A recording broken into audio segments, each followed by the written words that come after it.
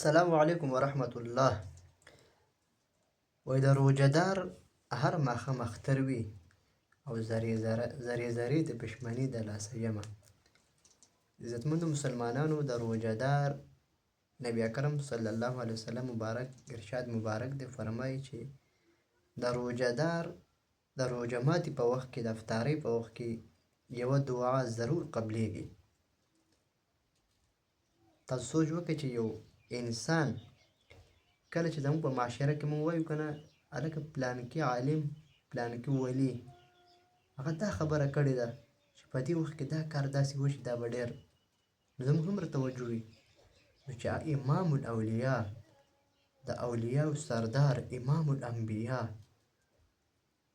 هغه دا یو چیک بوک مونږ ته راکړو، چیک بوک، په دې باندې ځان ته ولیکه څه غواړې، څومره غواړې.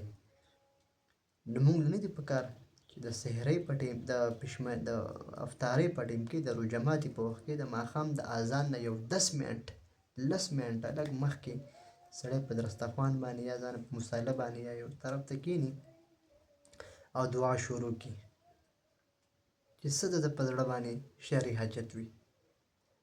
جنت الفردوس کې د الله تعالی نه وغواړئ، ځکه نبي علیه السلام مبارک فرمایي جنت ټول ښایسته دی، تاسو ځان نه جنت الفردوس وغواړئ د الله پاک نه. د الله په در کې کمی خو نشته.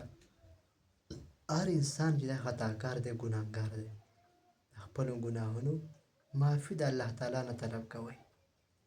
چې الله تعالی ته معافي وکړه که نه، فمن زحزح عن النار وادخل الجنة فقد فاز.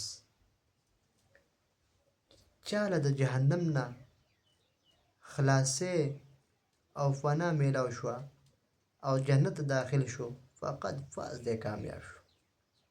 دا لوی کامیابي ده، لوی کامیابي ده. هم فیها خالدون، اصحاب الجنه هم فیها خالدون. نو هغه جنت چې هلته به بیا حیران به دا دومره نعمتونه، ځان به درته عجیب عجیب ښکاري. دا دنیا دوکه ده، وما الحیات الدنیا الا متاع الغرور. ټول د دوکې ژوند دی، ټول بچپن نه واله تر بوډاوالي پورې ټول که سوچ وکړي که نه، هغه د دوکې ژوند دی، بس هېڅ نشته. ماشوموالی یو په هغه لوبو ټقارو کې هغه وخت تېر شي، راتېر شي. بیا چې ځوان شي، د واده فکر وي، واده وکړي، بیا د بچو فکر وي، بچې وشي، بیا د بچو د ودونو فکر وي، بیا د هغو زندګي ټول دوکه ده. نو خدا را په خپل ځان باندې چې موږ په خپله رحم وکړو، څوک باندې رحم وکړي، د مخلوق نه د رحم تمه کټ کړئ، په خپل ځان په خپل رحم وکړئ. او د دغې وخت کې، د روژه ماتي په وخت کې ښه درنه دعا غواړئ، د زړه نه دعا غواړئ. څه په دې د دنیا ارمان یو په زړه کې، یو د آخرت الله تعالی نه غواړئ. الله تعالی په وختو خوشحالېږي. زما نه بنده غواړه غواړه غواړه. وایي چې مونږ د دغې وخت بعضې اوقات وي که نه، په دې کې دعا قبلېږي. بعضې اوقات وي بس په هغه کې دعا اچانک قبوله شي. په دغه وخت کې بعض خلک هغه یا زنانه هغه خیرې کوي.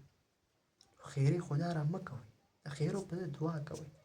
کله چې د لهم خولې نه خیرې راشي، چې ستا د خولې نه خیرې وځي، بس نور پکې څه نه وي.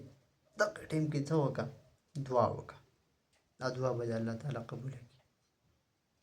السلام علیکم ورحمة الله.